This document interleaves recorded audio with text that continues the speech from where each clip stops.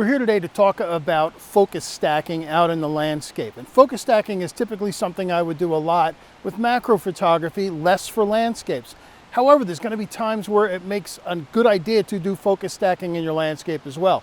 For example, I've got this red piece of fencing here, and I've got the water flowing down in the river behind. I thought it might make an interesting framing for the piece. However, I'm fairly close to this fence. There's no way I'm going to have both this in focus and the stream. So how do I get around that? Well, what I need to do is take 2 or 3 shots with each thing in focus. So for example, I'll either manually focus or use my focus point on spot focus and first focus on the red piece of fencing here. Then maybe I'll go for the plants right behind them, and then third shot will be down by the river.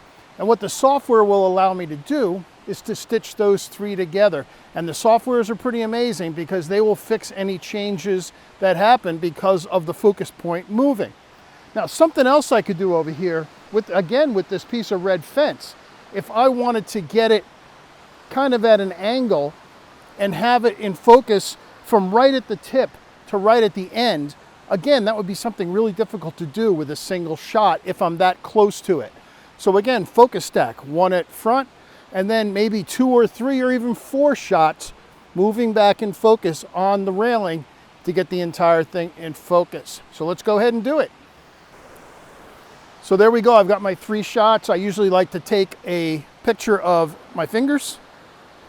That tells me that the sequence is done, and in this case that I had 3 shots with the focus stacking. Now I'm going to do one where I'm going to shoot along the railing. I think maybe something like this, just put it out here. And I'm going to shoot, probably focus here, here, here, and here. And then maybe one even further back to see how we can go from having a single focus point on the front to showing the whole thing in focus from front to back. This is kind of calling for a vertical shot, so I'm going to switch my camera to vertical. And yes, by the way, this is something you really need a tripod to do. I'm going to come down a little lower as well. The first shot, I am focusing right here. And as I'm looking through, I think we have enough depth of field. I'm going to come maybe about 1/3 of the way back. All right, so I decided to take more shots there. So I've got a shot here, here, here, and here. And then I went further down the path over the river to the posts further down the walkway, just so we can see what it looks like when we put them together from our single shot focus to stacking them all the way down the path. Really handy technique to use if you really need that super long depth of field in your landscape shots.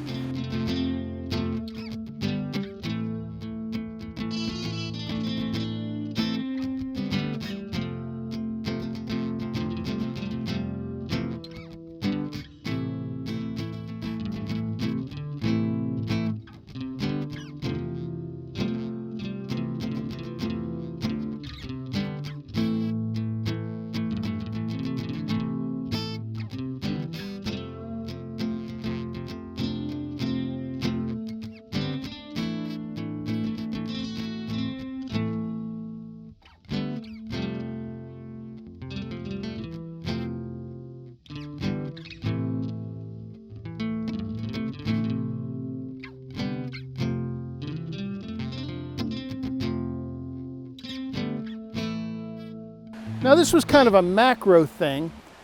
Let's do one where we're going to go out into a broader area and get a broader, wider landscape that uses the same concept.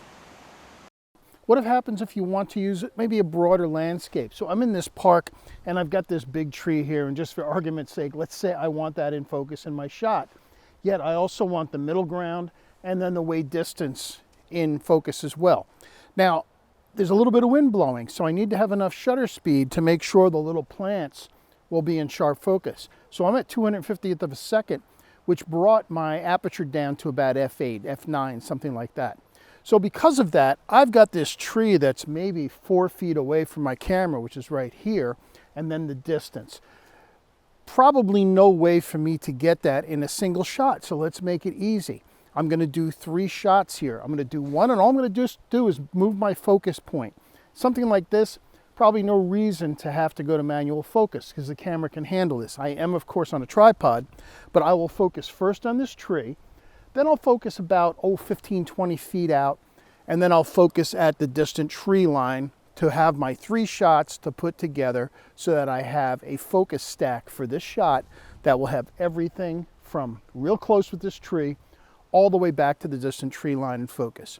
It's a really handy thing to do because it makes it easy if you've got something at your feet that you want to have in focus, yet you want the distance in focus as well. Generally, sometimes you can get away with 2. At the most, 3 shots is going to be all you need to put together in a focus stack. And by the way, come back and visit with me again soon. I will post a video that shows the step-by-step software possibilities, both with Photoshop and another software called Helicon Focus, to make focus stacking really simple to do. So let's take a look at these shots.